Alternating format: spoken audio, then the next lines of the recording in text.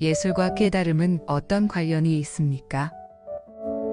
시, 그림, 조각, 음악을 창작할 때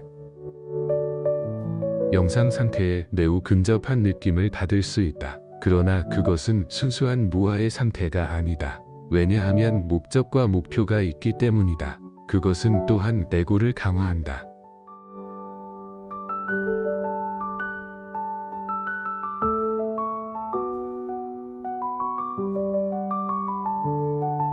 예술은 그대를 반영한다.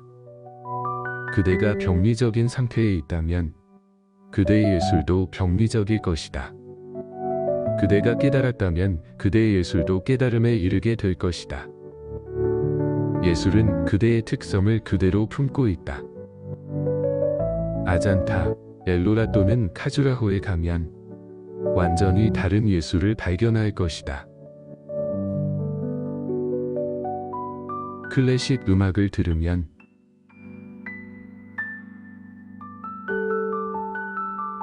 어떤 풍미의 예술감을 느낄 것이고,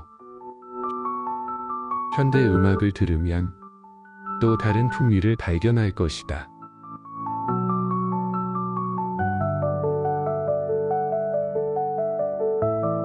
피카소의 그림을 보면 병리적인 것이 보인다. 무언인가 병이 든 것 같다. 피카소는 무언가에 병들었고, 따라서 피카소가 그의 작품에서 표현하려는 세상도 병들었다.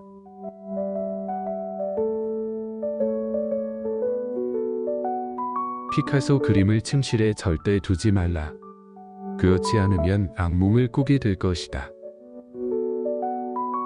그의 작품은 이 사회를 매우 잘 반영하고 있다. 사회는 아프고 신경증에 걸려 있다. 예술은 그대에게 달려 있다.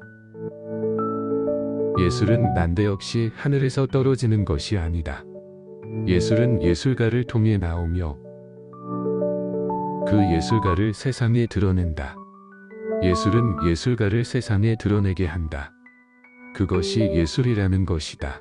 그대의 마음속에 숨겨진 것을 그림, 조각, 노래, 춤으로 표현한다. 그대가 그 예술을 볼 수 있게 자기의 가슴을 열어놓은 것이다. 모두 자기가 가진 것만 보여줄 수 있을 뿐이다. 니진스키의 춤은 미라의 춤이 될 수 없다. 니체의 철학은 붓다의 철학이 될 수 없다. 오히려 반드시 정반대의 것이 될 것이다.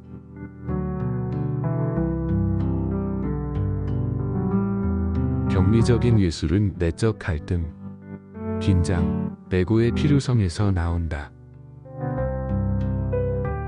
그것은 카타르시스가 그 심리적 배설이 그대를 편안하게 해주는 것처럼 작품 활동이 그대를 편안하게 해준다. 분노가 끓어오르면 소리치고 무언가에 분풀이한다. 심지어 베개를 때려도 분노 해소에 도움이 된다. 그것이 편안함을 느끼게 해준다. 현재 서양에서는 미친 사람들을 예술로 치료할 수 있다고 생각하는 학교들이 있다. 예술을 통한 치료이다. 그들이 옳다.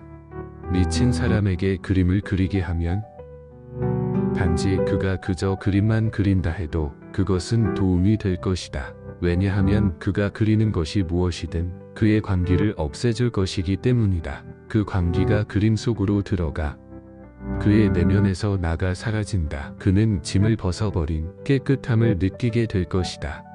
예술의 99%가 그런 것이다. 피카소가 그림을 그릴 수 없었다면 그는 틀림없이 미쳐버렸을 것이다. 반 고흐가 그림을 그리지 않았다면 그는 틀림없이 미쳐버렸을 것이다. 그는 결국 미쳐버렸다. 미치광이에서 나오는 예술, 신경증에서 나오는 예술, 병리학에서 나오는 예술은 진짜 예술이 아니다. 그루즈에프는 예술을 두 종류로 나누었다. 그는 이런 종류의 예술을 주관적이라고 불렀고, 타지마할이나 카주라호와 같은 예술을 객관적이라고 불렀다. 왜냐하면 그림을 그리면 작업이 끝나지만 그림은 살아갈 것이기 때문이다.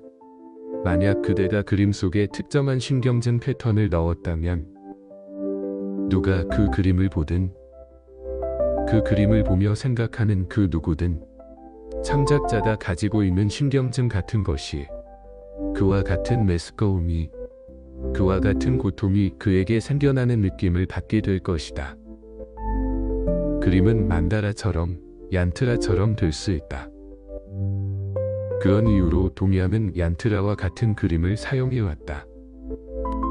보고 있으면 고요함을 주는 특정한 모양의 그림을 만들 수도 있고 보고 있으면 긴장감을 주는 특정한 모양의 그림을 만들 수도 있다. 그루즈에프는 객관적인 예술은 사람들에게 고요함, 행복, 내적 조화, 우아함으로 이끄는 예술이라고 말한다.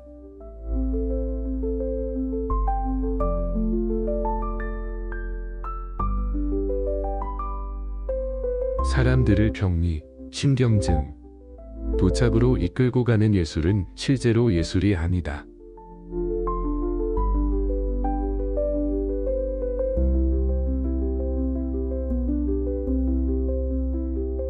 예술이라고 부를 수는 있지만 그것은 착각이다. 예술과 깨달음은 어떤 관련이 있습니까? 예술은 곧바로 깨달음과 연결되지는 않지만 깨달음은 예술과 깊은 관련이 있다. 세상에 깨달은 사람들이 많이 있을 때 그들은 자연스럽게 다른 세상을 만들고 다른 것들을 창작한다. 선 예술은 독특한 기질을 지니고 있다. 선화를 감상하면 명상 상태에 빠지어 다른 세계로 이동한다.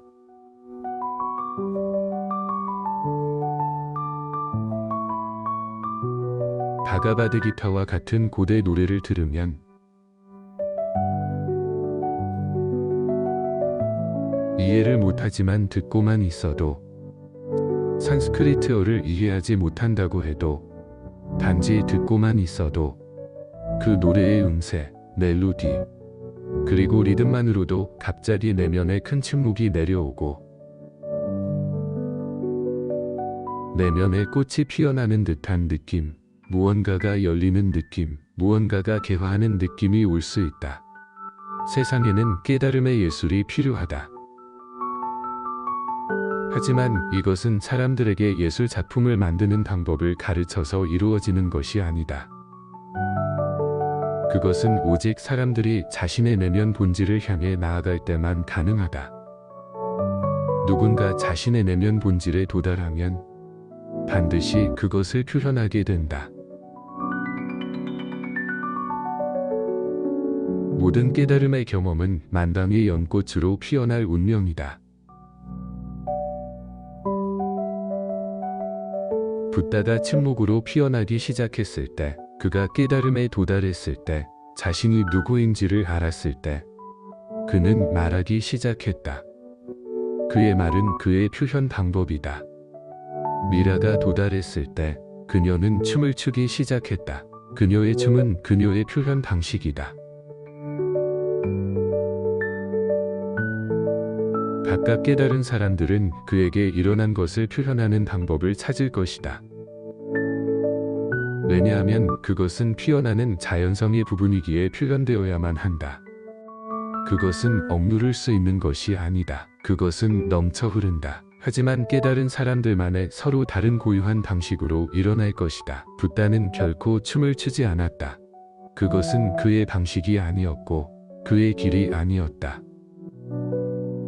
그는 노래 부르지도 않았고 시를 쓰지도 않았다. 그것도 그의 스타일이 아니었다. 하지만 주의 깊게 관찰하면 그의 걸음새는 시이고 그의 앉아있는 모양새도 시이며 그의 몸짓은 춤이다.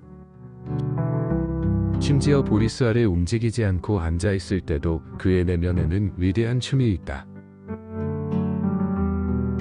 눈이 있는 사람들은 그것을 볼 수 있을 것이다. 그것이 그의 표현 방식이다. 깨달음을 얻은 사람들은 표현 방식이 서로 다를 것이다. 누군가는 화가가 되고 누군가는 가수가 될 것이다. 그것은 서로 다르다. 그것은 그 사람이 지닌 잠재력에 달려 있다. 그대의 깨달음은 그 잠재력을 타고 다닐 것이다. 그것을 통해 표현될 것이다. 하지만 중요한 것은 예술 자체가 아니라 삼매이다. 먼저 삼매에 들라. 그러면 그대가 세상에 줄 수 있는 것이 무엇이든 그것을 줄 것이다. 그대가 나눌 수 있는 것이 무엇이든 나눌 것이다. 이제 그대가 그림을 그렸다거나 노래를 불렀다거나 춤을 추었다고 해서 애고가 생기지 않을 것이다. 애고도 일어나지 않을 것이며 그 행위에는 동기가 없다.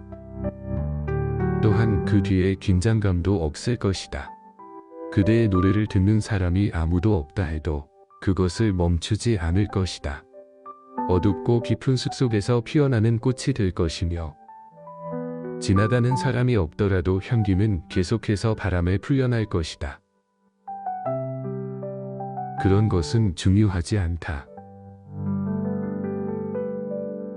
예술가는 표현하기를 갈망한다. 하지만 깨달은 사람에게는 표현은 호흡처럼 자연스러운 것이며 갈망이 없다. 예술가는 자신의 길을 만들기 위해 끊임없이 싸우며 동기를 가지고 있고 따라서 엄청난 긴장감 속에서 살아간다. 예술가들이 누구보다도 정신질환을 더 많이 앓는 것은 우연이 아니다. 그들은 창작해야 하고 경쟁해야 하고 증명해야 하고 세상에 자신의 흔적을 남겨야 한다. 이 모두 에고의 발버둥이다.